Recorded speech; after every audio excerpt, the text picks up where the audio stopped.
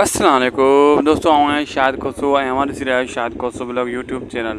अॼु इन बेहतरीन अपडेट में तव्हां सभिनी पहिरीं प्यारनि खे दिलि वारनि खे सिंधी भेणनि खे ख़ुशि आमदीद शाहिद खुसरो ब्लॉग यूट्यूब चैनल में। दोस्तों अॼु रिव्यू कंदासीं मेगा सोप सीरियल पंहिंजावेरी, जंहिंजा एपिसोड अचण वारा ज़बरदस्त बहितरीन थियण वारा आहिनि। बिल्कुलु दोस्तों, छो त हाणे सांवल ऐं जेको आहे रावल दिलावर इहे चीट पइजी वेंदा हिक ॿिए ते। छो त रावल वरी गेम खेॾी रहियो आहे। सोरठ जो जेको निकाह पुराणी पंहिंजी माशूका जो निकाह पंहिंजे सौट सां कराइणु चाहे थो ऐं उन खे हिसो नथो ॾियणु चाहे ऐं सांवल ॾे नथो मोकिलणु चाहे।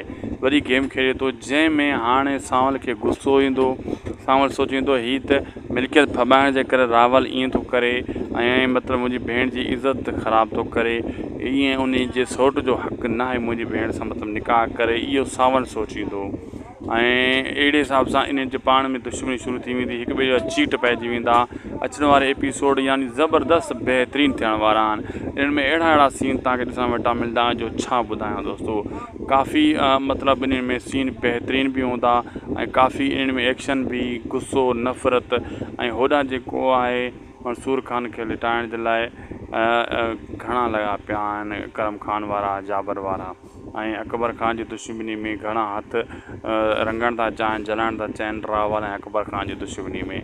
दोस्तों वीडियो पोइ पुॼाणी ते मिलंदासीं कंहिं ॿिए वीडियो में। मौला तव्हां ख़ुशि रखे, असांखे ॾींदा इजाज़त। ख़ुशि ऐं आबाद जो। अल्लाह हाफ़िज़।